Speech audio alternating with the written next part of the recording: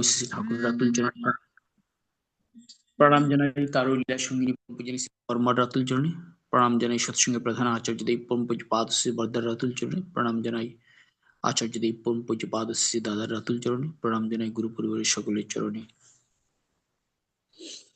আজকে এই অনলাইন সৎসঙ্গে উপস্থিত পরম প্রিয় মৈশী ঠাকুর অনুকূল চন্দ্রের ব্রতধারী কর্মবৃন্দ, ইষ্টবিপাসী অমৃত প্রথযাত্রী শ্রদ্ধ দাদা ও মায়েরা, সকলকে আমার আর আনন্দিত জয়গুরু। আজকের আলোচনার বিষয়বস্তু, বিশ্বাস পেকে গেলে কোনো বিরুদ্ধ ভাব তাকে টলাতে পারে না।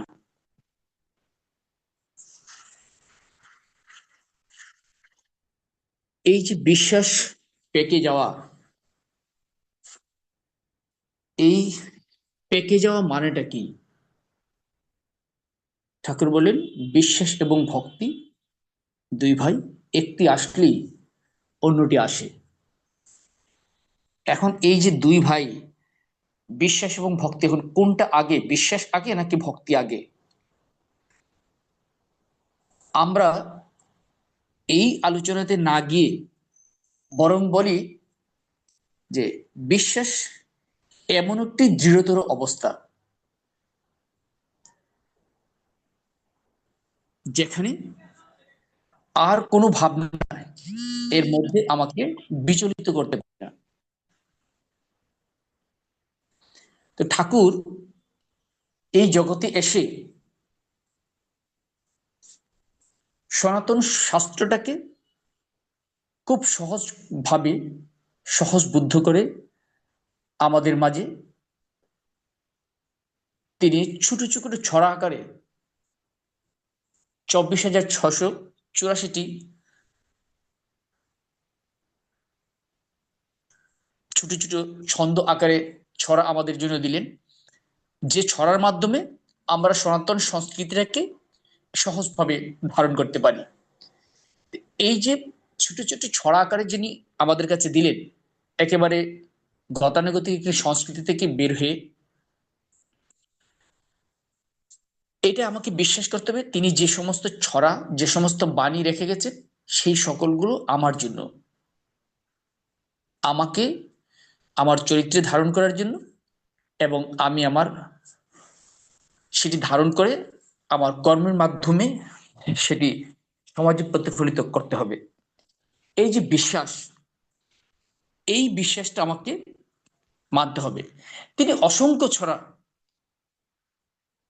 সমস্ত ছড়া এক জীবনে কোনো একজন মানুষের পক্ষে শেখাও সম্ভব নয়, জানাও সম্ভব নয়। ঠাকুর অনুকূল চন্দ্রকে বোঝাটা এত সহজ কোনো বিষয় নয়, কারণ ঠাকুর অনুকূল চন্দ্রকে আমি আরো অনেকদিনই বলেছি, এটা একটা পুরো দর্শন। এই দর্শনকে আমার, আপনার, আমাদের মতো সাধারণ মানুষের এক জন্মে তাকে বোঝা কখনোই সম্ভব নয়। ঠাকুর, আমি গত কদিন আগে কোন এক দাদার বক্তব্য শুনেছিলাম ইউটিউবে, যে ঠাকুর অনুকূল চন্দ্রকে নিয়ে ডক্টরেট, ফেলো এইসব হচ্ছে। তার যে বিষয় আছে, ডক্টর অনুকূল চন্দ্র মানব জীবনের বহুমুখী কল্যাণ সাধনে ঠাকুর অনুকূল চন্দ্র, এটা নিয়ে রিসার্চ হচ্ছে।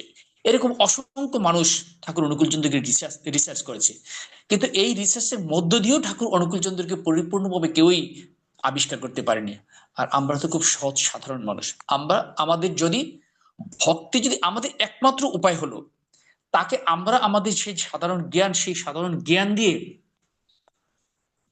তাকে উপলব্ধি করা, তাকে লাভ করা, এটা কখনোই সম্ভব নয়।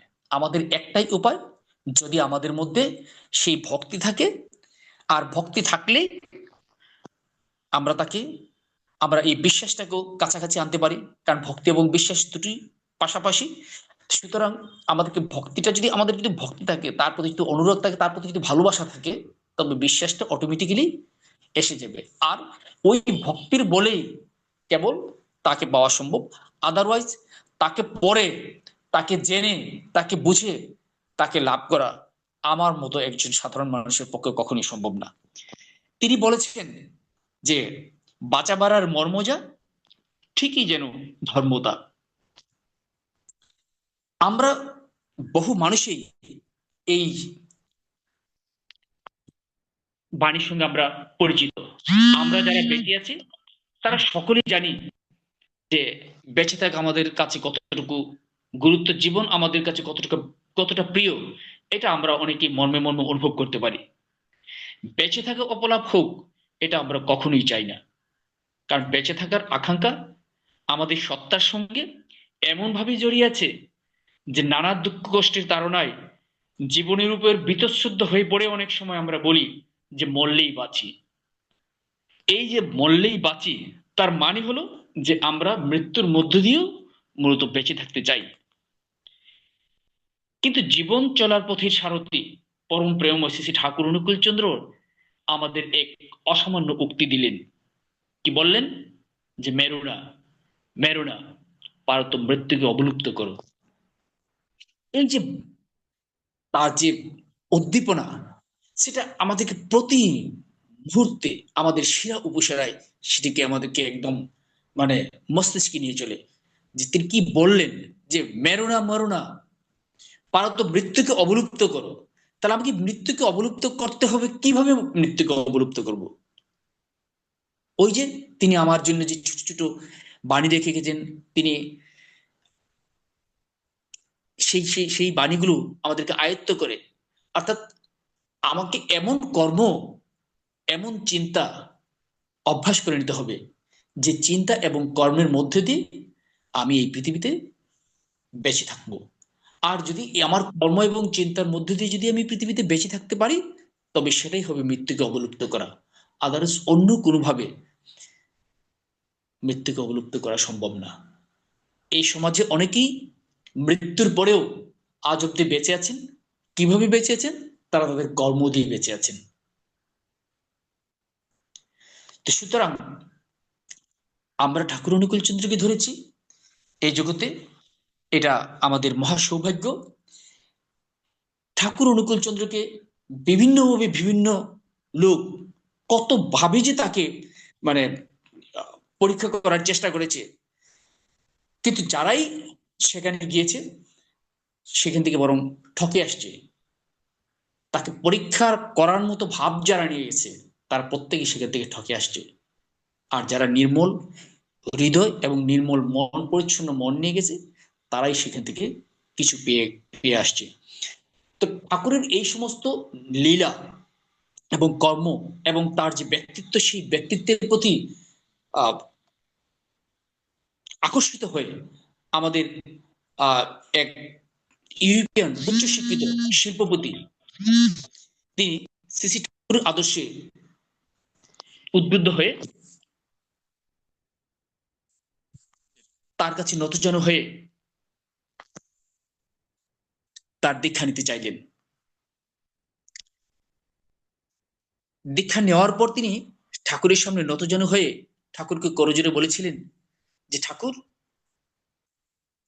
I have taken initiation, now teach me. Thakur তখন তড়িৎ ভঙ্গিমায় বললেন যে ইউ লাভ মি। উত্তরের ওই দাদা তেমন কিছু নতুনত্ব খুঁজে না পেয়ে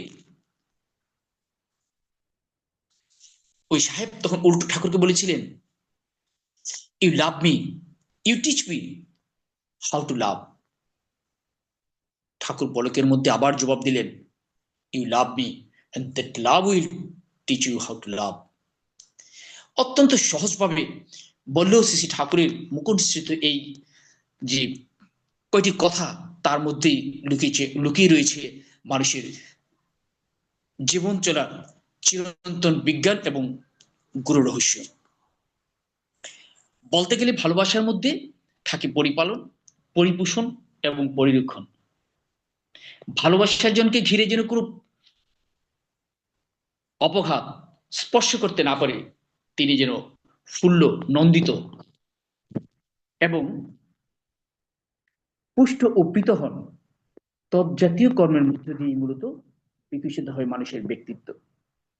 ঠিক এমন একটি ব্যক্তিত্বকে ধারণ করার জন্য এই ব্রিটিশ দম্পতি এই দেশে এসেছিলেন, তাকে ধরে তিনি ধন্য হয়েছেন। একটি শিশু, মা তার সন্তানকে অনেক ভালোবাসেন, কিন্তু নবজাতক শিশু কিছু বলতে পারে না তার কি প্রয়োজন বা কি তার অসুবিধা।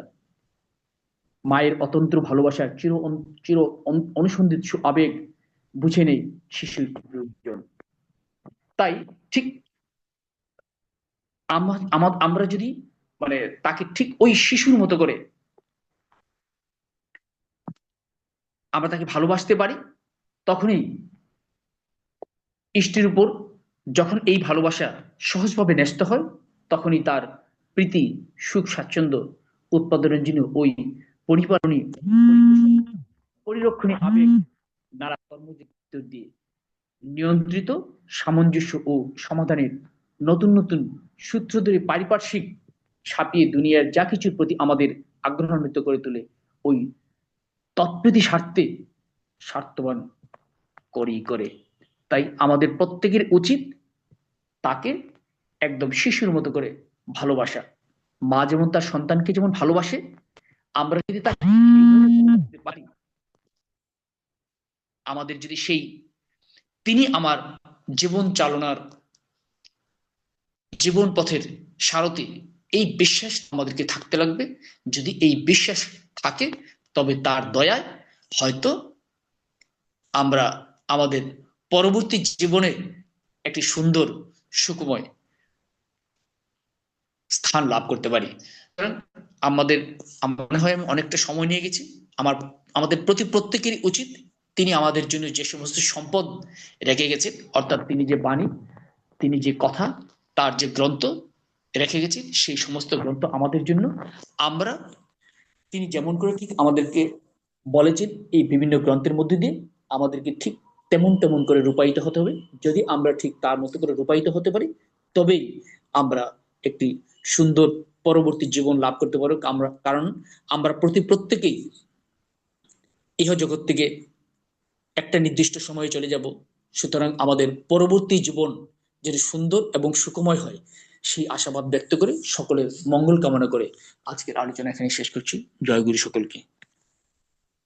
জয় গুরু। আমাদের প্রদীপ কুমার রায় দাদাকে অনুরোধ করব প্রতি সপ্তাহে আমাদেরকে এভাবে সময় দেওয়ার জন্য।